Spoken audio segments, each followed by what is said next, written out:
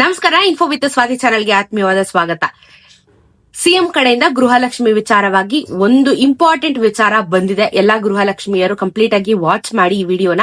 ಒಂದು ಇನ್ಫಾರ್ಮೇಶನ್ ಇದೆ ನಿಮ್ಗೆ ಹೇಳ್ತೀನಿ. ಸೊ ಕ್ಲಿಯರ್ ಆಗಿ ಅರ್ಥ ಮಾಡ್ಕೊಂಡು ಏನ್ ಮಾಡ್ಬೇಕು ನೆಕ್ಸ್ಟ್ ಅದ್ರ ಬಗ್ಗೆ ನೀವು ಫೋಕಸ್ ಮಾಡಿದ್ರೆ ನಿಮಗೂ ಉತ್ತಮ.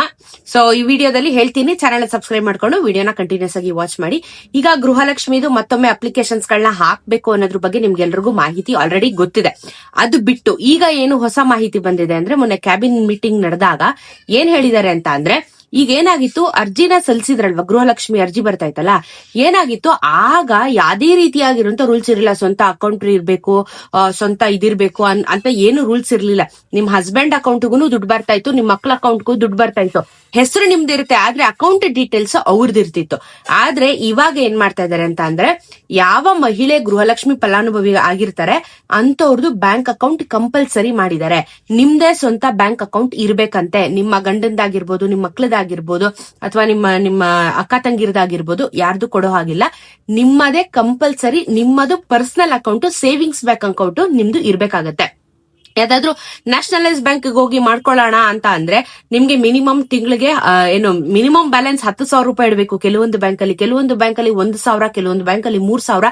ಈ ರೀತಿ ಫಿಕ್ಸ್ಡ್ ಅಮೌಂಟ್ ನ ಸೇವಿಂಗ್ಸ್ ಅಕೌಂಟ್ ಅಲ್ಲಿ ಇಡಬೇಕಾಗತ್ತೆ. ಇದು ಎಲ್ಲಾ ಬ್ಯಾಂಕಿನ ರೂಲ್ಸ್, ಸೇಫ್ಟಿ ಪರ್ಪಸ್ಗೋಸ್ಕರ ಮಾಡ್ತಾ ಇರುವಂತದ್ದು.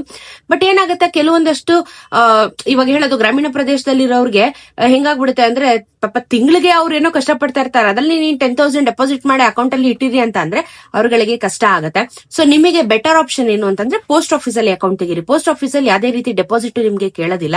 ಸೊ ಅಕೌಂಟ್ ಒಂದು ತೆಗ್ದಿಟ್ರೆ ಆಯ್ತು. ಸೊ ಅಕೌಂಟ್ ತೆಗೆಯೋದಕ್ಕೆ ನೀವು ದುಡ್ಡು ಪೇ ಮಾಡ್ಬೇಕಾಗತ್ತೆ. ಈಗ ನೀವು ನ್ಯಾಷನಲೈಸ್ ಬ್ಯಾಂಕ್ ಗೆಲ್ಲ ಹೋಗ್ತೀನಿ ಅಂತಂದ್ರೆ 2,000, 3,000 ತನಕನೂ ಚಾರ್ಜ್ ಮಾಡ್ತಾರೆ ಅಕೌಂಟ್ ಓಪನಿಂಗ್ ಗೆ. ಸೊ ನೀವು ಇದಕ್ಕೆ ಹೋದ್ರೆ, ಪೋಸ್ಟ್ ಆಫೀಸ್ಗೆ ಹೋದ್ರೆ ಮಿನಿಮಲ್ ಅಮೌಂಟ್ ನನ್ನ ಪ್ರಕಾರ 100-200 ರೂಪಾಯಿ ತಗೊಂತಾರೆ ಅಷ್ಟೇನೆ.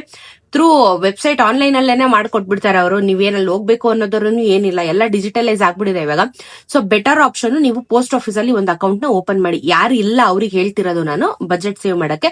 ಇಲ್ಲ ನಾನು ನ್ಯಾಷನಲೈಸ್ ಬ್ಯಾಂಕ್ ಅಲ್ಲೇ ಮಾಡ್ತೀನಿ, ಸ್ಟೇಟ್ ಬ್ಯಾಂಕ್, HDFC, ಆಕ್ಸಿಸ್, ಯಾವ್ದಾದ್ರು ಇಲ್ಲ ಅಂದ್ರೆ ಕಾರ್ಪೊರೇಟ್ ಬ್ಯಾಂಕ್ ಗಳಲ್ಲಿ ಮಾಡ್ತೀವಿ ಅಂತಂದ್ರೆ ಕೋಆಪರೇಟಿವ್ ಬ್ಯಾಂಕ್ ಗಳಲ್ಲಿ ಅಲ್ಲೂ ಕೂಡ ನೀವು ಮಾಡ್ಕೋಬಹುದು. ಬಟ್ ಈಗ ಕ್ಲಿಯರ್ ಆಗಿ ಹೇಳಿರೋದು, ಇಂಡಿವಿಜುವಲ್ ಮಹಿಳೆ ಯಾರು ಗೃಹಲಕ್ಷ್ಮಿ ಫಲಾನುಭವಿ ಇರ್ತಾರೆ ಅವರಿಗೆ ಅಕೌಂಟ್ ಅವ್ರ ಹೆಸರಲ್ಲಿ ಅಕೌಂಟ್, ಬ್ಯಾಂಕ್ ಅಕೌಂಟ್ ಇರಬೇಕು ಅನ್ನೋದು ಕಂಪಲ್ಸರಿ ಮಾಡಿದ್ದಾರೆ. ಇಷ್ಟು ದಿನ ಬೇರೆದು, ಇನ್ಮೇಲೆ ಬೇರೆ ಲೆಕ್ಕ ಬರುತ್ತೆ. ಸೊ ಹಾಗೆ 31ನೇ ಕಂತಿನ ಹಣ ಇನ್ನ ರಿಲೀಸ್ ಆಗಿದೆ, ಕೆಲವೊಂದಷ್ಟು ಭಾಗಗಳಿಗೆ ಬರ್ತಾ ಇದೆ. ನಾನು ಆಲ್ರೆಡಿ ನಿಮಗೆ ಹೇಳಿದೆ, ಬೆಂಗಳೂರು ಒಂದು ಭಾಗಕ್ಕೆ ಮಾತ್ರ 31ನೇ ಕಂತಿನ ಹಣ ಬಂದಿದೆ. ಬೇರೆ ಯಾವ ಒಂದು ಜಿಲ್ಲೆಗಳಿಗೂ ಕ್ರೆಡಿಟ್ ಆಗ್ಲಿಲ್ಲ ಇನ್ನ ಗೃಹಲಕ್ಷ್ಮಿ ಹಣ. ಅದು ಬರುತ್ತೆ ಸ್ಲೋಲಿ. ಯಾಕಂದ್ರೆ ಫಸ್ಟ್ ಯಾವಾಗ್ಲೂ ಹೇಳ್ತಾರೆ, ಟ್ರಯಲ್ ಬೇಸಿಸ್ ಅಲ್ಲಿ ಅಮೌಂಟ್ ನ ಬಿಡ್ತಾರೆ. ಸೊ ಒಂದು 10% ಮಹಿಳೆಯರಿಗೆ, 20% ಮಹಿಳೆಯರಿಗೆ ಟ್ರಯಲ್ ಬೇಸಿಸ್ ಅಲ್ಲಿ ಅಮೌಂಟ್ ನ ಬಿಡ್ತಾರೆ. ಅದು ಎಲ್ಲಾರ ಖಾತೆಗೂ ಜಮಾ ಆಯ್ತಾ ಅಂತ ಹೇಳಿ ಕ್ರಾಸ್ ವೆರಿಫೈ ಮಾಡಿದ ನಂತರನೇ ಬೇರೆ ಭಾಗಗಳಿಗೆ ಅಥವಾ ಬೇರೆ ಮಹಿಳೆಯರಿಗೆ ಅಮೌಂಟ್ ಜಮಾ ಆಗೋದಕ್ಕೆ ಶುರುವಾಗುವಂತದ್ದು. ಸೊ ಬರುತ್ತೆ, ನಿಮ್ಮ ದುಡ್ಡು ಎಲ್ಲೂ ಹೋಗಲ್ಲ. ಎಕ್ಸ್ಪೆರಿಮೆಂಟ್ ಅಲ್ಲಿ 10-20% ಮಹಿಳೆಯರಿಗೆ 31ನೇ ಕಂತಿನ ಹಣ ಜಮಾ ಆಗಿದೆ. ಅದು ಬಿಟ್ಟು ಮಿಕ್ಕಿದವ್ರಿಗೆ ಆದಷ್ಟು ಬೇಗ ಜಮಾ ಆಗುತ್ತೆ. ಬಿಕಾಸ್ ಹಣ ಅಂತೂ ಎಲ್ಲೂ ಹೋಗ್ತಾ ಇಲ್ಲ. ಬಿಕಾಸ್ ಕ್ಲಿಯರ್ ಆಗಿ ಹೇಳಿದ್ದಾರೆ, 31, 32 ಒಂದು ವಾರದ ಅಂತರದಲ್ಲಿ ರಿಲೀಸ್ ಮಾಡ್ತಾ ಇದ್ದಾರೆ. ಅದನ್ನು ನಿಮಗೆ ನಾನು ಆಲ್ರೆಡಿ ವಿಡಿಯೋ ಮಾಡಿ ತಿಳಿಸ್ಕೊಡಿದ್ದೀನಿ. ಸೊ ಹಾಗಾಗಿ ಅಮೌಂಟ್ ಬರುತ್ತೆ, ತಲೆ ಕೆಡ್ಸ್ಕೋಬೇಡಿ. ಹಾಗಾದ್ರೆ ಇವಾಗ ಕೇಳ್ಬೋದು, ಇವಾಗ ಕರೆಂಟ್ಲಿ ನಮ್ ಗಂಡನ್ ಬ್ಯಾಂಕ್ ಅಕೌಂಟೇ ಇದೆಯಲ್ಲ, ಇವಾಗ ಬರುತ್ತಾ 31ನೇ ಕಂತಿನ ಹಣ ಅಂತ ಕೇಳಿದ್ರೆ ಬರುತ್ತೆ. ಯಾಕಂದ್ರೆ ಇನ್ನ ಏನು 20 ಕೋಟಿ ಎತ್ತಿಟ್ಟಿದಾರಂತೆ. ಈ ಒಂದು ಕಂಪ್ಲೀಟ್ ಆಗಿ ಮತ್ತೆ ವೆರಿಫಿಕೇಶನ್ ಮಾಡಿ, ಆಮೇಲೆ ಬಯೋಮೆಟ್ರಿಕ್ ನ ಕಂಪಲ್ಸರಿ ಮಾಡ್ತಾ ಇದಾರೆ. ಗೃಹಲಕ್ಷ್ಮಿಗೆ ಮುಂದೆ ನಿಮ್ದು ಬಯೋಮೆಟ್ರಿಕ್ ಕೊಡ್ಬೇಕು. ಮನೆ ಮುಂದೆ ವೆರಿಫಿಕೇಶನ್ ಬರ್ತಾರಲ್ಲ, ನಿಮ್ ತಮ್ಮ ಇಂಪ್ರೆಷನ್ ಕೊಡ್ಬೇಕು. ಆ ಸಮಯದಲ್ಲಿ ನೀವು ಬ್ಯಾಂಕ್ ಡೀಟೇಲ್ಸ್ ನ, ನಿಮ್ದು ಡೀಟೇಲ್ಸ್ ನ ಕೊಡ್ಬೇಕಾಗುತ್ತೆ. ಈಗ ಆಲ್ರೆಡಿ ಕೊಟ್ಟಿದ್ರೆ ತೊಂದರೆ ಇಲ್ಲ. ಬಟ್ ಇಲ್ಲ, ನಾನು ಇಷ್ಟ ದಿನ ನನ್ನ ಗಂಡಂದು ಮಕ್ಳದು ಕೊಟ್ಟಿದೆ ಅಂತಂದ್ರೆ ಇವಾಗ ನೀವು ಬ್ಯಾಂಕ್ ಅಕೌಂಟ್ ನ ಓಪನ್ ಮಾಡಿ ಇಟ್ಕೊಳ್ಳಿ. ಓಪನ್ ಮಾಡ್ಬಿಟ್ರೆ ನಿಮ್ಗೆ ಏನ್ ಒಂದು 2 ಅವರ್ಸ್ ಕೆಲಸ. ಬ್ಯಾಂಕ್ ಹೋದ್ರೆ, ಪೋಸ್ಟ್ ಆಫೀಸ್ ಹೋದ್ರೆ ಅಕೌಂಟ್ ಓಪನ್ ಆಗುತ್ತೆ. ಬಂದಾಗ ಆ ಡೀಟೇಲ್ಸ್ ನ ಸಬ್ಮಿಟ್ ಮಾಡಿದ್ರೆ ಮುಗೀತು, ಸರಿನಾ? ಸೊ ಇದಕ್ಕೆ 20 ಕೋಟಿ ಹಣನ ಎತ್ತಿಟ್ಟಿದಾರಂತೆ. ಯಾಕಂದ್ರೆ ಈ ಒಂದು ಮತ್ತೆ ಮರುಪರಿಶೀಲನೆ ಮಾಡ್ಬೇಕು, ಮತ್ತೆ ಬಯೋಮೆಟ್ರಿಕ್ ಕಂಪಲ್ಸರಿ ಮಾಡ್ತಾ ಇರೋದ್ರಿಂದ ಇಷ್ಟು ದುಡ್ಡು ಎತ್ತಿಟ್ಟಿದೀವಿ. ನಿಮ್ಮ ಮನೆಗಳಿಗೆ ಆಫೀಸರ್ಸ್ ಬರ್ತಾರೆ, ಆಶಾ ಕಾರ್ಯಕರ್ತರು, ಇವಾಗ ಹೇಗೆ SIR ಬರ್ತಾ ಇದಾರೆ ಆ ರೀತಿ. ಸೊ ಬಂದು ವೆರಿಫಿಕೇಶನ್ ಪ್ರೊಸೆಸ್ ನ ಮಾಡ್ತಾರೆ. ಆವಾಗ ನೀವು ಬ್ಯಾಂಕ್ ಡೀಟೇಲ್ಸ್ ನ ಕೊಡಬೇಕು ಅನ್ನೋದನ್ನ ರೂಲ್ಸ್ ಮಾಡಿದ್ದಾರೆ.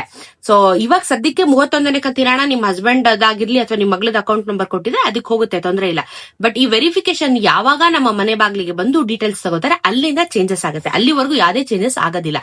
ಅದಿನ್ನೂ ಶುರು ಆಗಕ್ಕೆ ಟೈಮ್ ತಗೊಳುತ್ತೆ. ಬಹುಶೇಕಡ ಈ ತಿಂಗಳು ಎಂಡ್ ಆಗುವಂತ ಚಾನ್ಸಸ್ ಇದೆ. ನೋಡ್ಬೇಕಾಗತ್ತೆ, ವೇಟ್ ಮಾಡ್ಬೇಕಾಗತ್ತೆ. ಸದ್ಯಕ್ಕೆ ಇದಿಷ್ಟು ಅಪ್ಡೇಟ್ ಇದೆ ಗೃಹಲಕ್ಷ್ಮಿ ವಿಚಾರವಾಗಿ. ಬರುತ್ತೆ, ಹಣ ಎಲ್ಲೂ ಹೋಗಲ್ಲ, ಸ್ವಲ್ಪ ಭಾಗಕ್ಕೆ ಮಾತ್ರ ರಿಲೀಸ್ ಆಗಿದೆ. ನಾನು ಏನೇ ಇದ್ರು ನಿಮ್ಗೆ ಅಪ್ಡೇಟ್ ಮಾಡ್ತಾ ಹೋಗ್ತೀನಿ. ಸಿಗೋಣ ಇನ್ನೊಂದಷ್ಟು ವಿಡಿಯೋಲಿ. ನಮಸ್ಕಾರ.